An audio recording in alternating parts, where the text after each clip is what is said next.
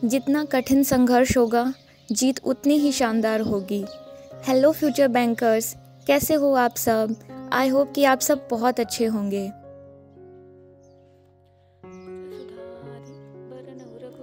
आज सुबह मैं 6:30 पर उठी, फिर हनुमान चालीसा पढ़कर मैं बुक के 2 पेजेस रीड करने के लिए बैठ गई।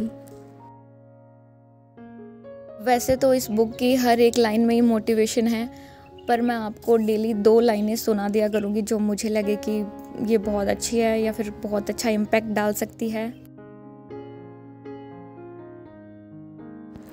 देन मैंने basic maths like square, tables, इन सबको लिखकर रिवाइज़ किया है।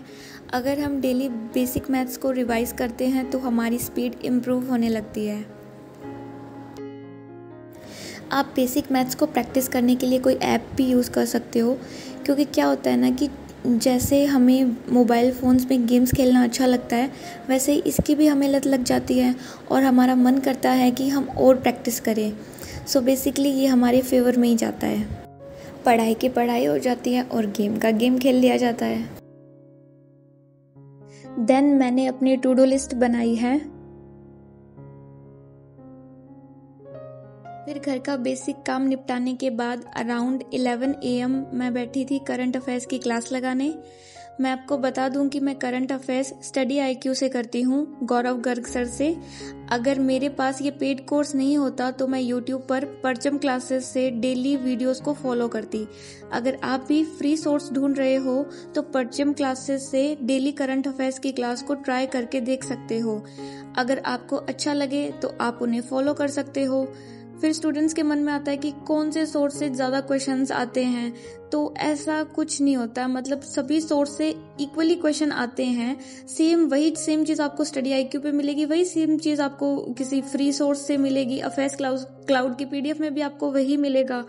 तो सभी सोर्स से आते हैं क्वेश्चन, बस आपको फेथ रखनी है और किसी एक सोर्स को फॉलो करना है और उसे ही बार बार रिवाइज करना है।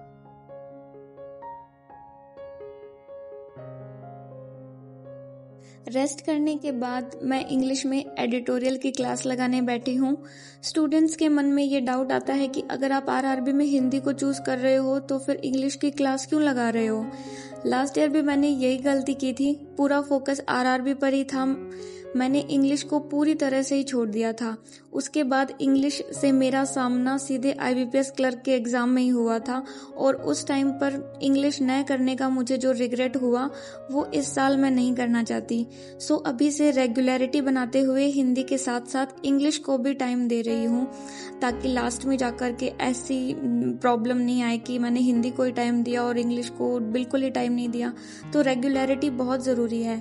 आप डेली एक एडिटोरियल तो लगा ही सकते हो, इतना टाइम नहीं लगता। शुरू में हाँ लगता है टाइम, क्योंकि हमें वोकैब नहीं आती तो मैक्सिमम वोकैब हमें नोट करनी पड़ती है, बट एक टाइम के बाद में 15-20 दिन के बाद में आपको इतना टाइम नहीं लगेगा। उसके बाद मैं शाम को बैठी थी प्री का मॉक लगाने के लिए। ये मैं RRB PO का 2nd नंबर का मॉक लगा रही हूँ टेक्स्ट बुक से, और इस टाइम पर मैंने लाइट्स ऑफ कर दिया ताकि आपको लैपटॉप की स्क्रीन सही से दिख जाए। अगर किसी भी रीज़न से मैं दिन में पढ़ नहीं पाती हूँ या फिर मुझे कोई काम आ जाता है, फिर भी मैं मेक श्योर करती हूँ कि मैं एटलीस्ट एक प्री का मॉक तो लगा ही लूँ, ताकि मेरी स्पीड खराब नहीं हो। अगर आप लाइब्रेरी में रह के पढ़ रहे हो तब तो आपको ये प्रॉब्लम आती नहीं है, लेकिन अगर आप घर से रहकर तैयारी कर रहे हो तो ये प्रॉब्लम आती रहती है। मॉक में मेरा स्कोर आया है 48.25 आउट ऑफ 80। मेरी मैथ्स बहुत ख़राब गई थी, अब पता नहीं मेरी ख़राब गई है या सभी की गई होगी। तो आप लोग भी ये मॉक लगाना और प्लीज़ मुझे बताना कि आप लोगों के कितने मार्क्स आ रहे हैं। देन मॉक टेस्ट को एनालाइज करने के बाद टू डू लिस्ट को एनालाइज करने बैठ गई। इसमें मैंने speed maths, editorial, current affairs और प्री का मॉक इतना तो कर लिया है, बट मैं रीजनिंग की मेंस की क्लास नहीं लगा पाई हूँ। आई होप कि मैं नेक्स्ट डे इस क्लास को लगा पाऊँ। You are watching crack it bankers, my name is Sushma. मिलते हैं नेक्स्ट व्लॉग में, स्टे ट्यून्ड।